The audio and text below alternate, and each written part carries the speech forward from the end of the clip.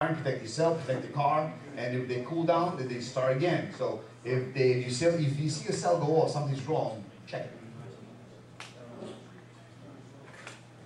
For this circuit, connect the wire to the positive side of the battery or the power terminal on the fuse box, run your protection device, and then connect the common side to the relay.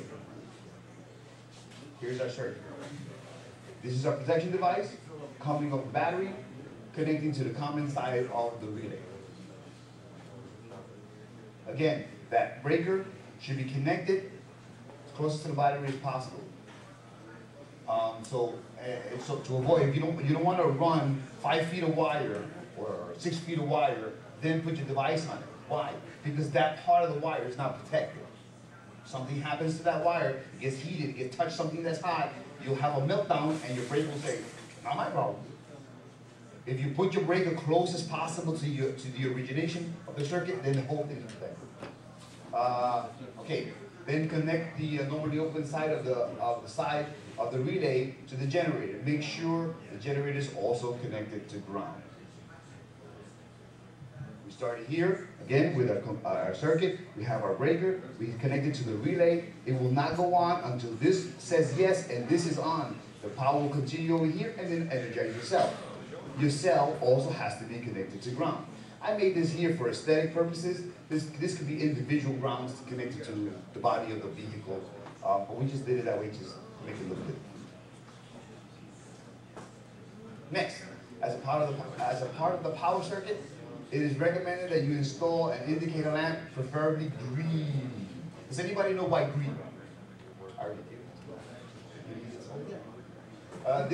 This will let you know when your generator is on and producing H2O gas, and green to remind you we're all going green. Whenever that green light is on my dashboard, I say, I'm good. I'm good. I'm doing my part in saving energy, saving money for myself, and my environment. So it's very important. Reducing emissions. That's what the green light looks like. That's not a color picture, but that's basically what the indicator lamp looks like. Connect the positive side to the indicator lamp to the power side of the HHO. In other words, if the HHO is off for whatever reason, whether the switch is off or my breaker went out, if my HHO generator is off, that light will be off. A lot of people will connect that to the control circuit, whenever the control circuit is on. But what happens if your breaker went out? You think you're still running on HHO, you're not. So that's part of the power circuit. Look where I hooked it up over here. Here. So in other words, this switch could be off, this light will be off. But if this switch is on and something went wrong over here, this will be off, so your light will be off. Your indicator will indicate when your generator is powered, only when it's powered. Okay, as an option, you can install amp gauges to help you see the current demand of your cell. We talked about it a little while ago. Your cell is designed based on the amount of space in your cell, how much you produce based on your mixture, and that's closely related to your demand power or your amperage. Your amperage is the way to see what your cell is running at. If you don't understand the relationship, then you may be running under or over on your demand. So that's very important. The amp draw will also determine the factor. The amp draw is also a determining factor in the performance of the HHO cell and ultimately your car. However, you must be familiar with the capacity of the max output of your cell in order to determine what amperage the cell is going to be running at. Amp meters can be either digital or analog. Digital meters are much more expensive but much more accurate. An analog meter like this usually doesn't have the scale we need to work with. They go from 0 to 10 to 20 to 30. Suppose you want to run at 5.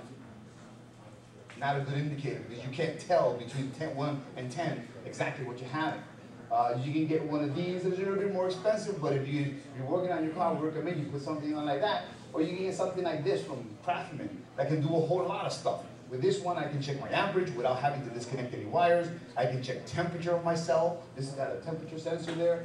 It's got an amperage sensor. It's got a temperature sensor, voltage sensor. We can do continuity. There's a whole array of stuff that I can do. And these two cost about the same thing. Except that one is mounted, this one will be in your toolbox. but very, very good tools to have.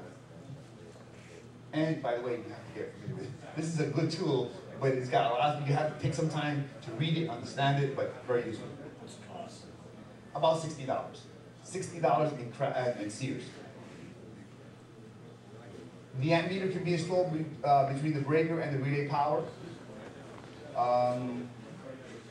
Yeah, I already talked about the other option about the clamp on meter. You know, these are good devices that can help you a lot in the installation and operation and maintenance of your system.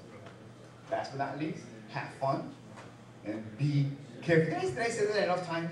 Did I say that enough times? Be careful. You know, this is completely safe. You see, we have had the one explosion here, and our cell and Bob Boyce's cell, which is putting out a ton of HHO. They're running, you know, yesterday all day. No explosion. Well, yeah, well, they are fun, especially when you see it happen to somebody else. You ever seen it on YouTube? Man, it's funny. Funny. Especially when you see them, you know, behind the screen. You know, guy turns on a cell, and this guy's in the living room. Oh my, this is whoever owned the house had to be mad. They turn on the cell, it's in glass. The thing's in glass. They turn on the cell, and this guy has one of these things here, and he's ding, ding, ding, I'm gonna turn it on, and his buddy says, yeah. And he turns it on, and then you can see this gas coming over, beautiful, boom, and everybody's excited, and they turn it off, only 1 second, boom, it makes a lot of bubbles, and fine, but the bubbles accumulated on the top, that's gas. Their connection, they must have had a loose connection somewhere. He says, don't do it again, ding, ding, ding, I'm going, boom, and it blows up in their face. There's glass and water everywhere in the living room. Say, you have to be careful. You know, yeah, don't do it in the living room.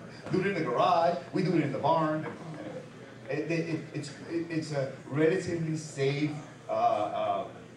system when you do it the right way. Device, there's a lot of devices that go into play. Go ahead. I do have that's your basic system. You have a FE or yes, an ECUC. ECUC. Now that I would imagine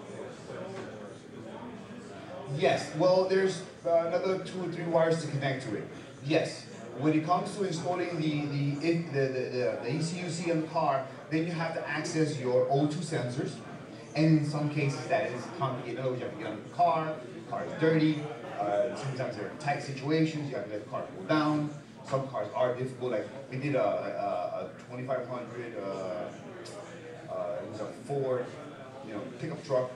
Man, it was difficult. And in other words, it's hard to get to the sensors. Most cars are difficult, but some cars are really difficult. No, okay. When we talk about O2 sensors, we always talk about the ones before the catalytic converter. The one after the catalytic converter will not adjust your fuel consumption.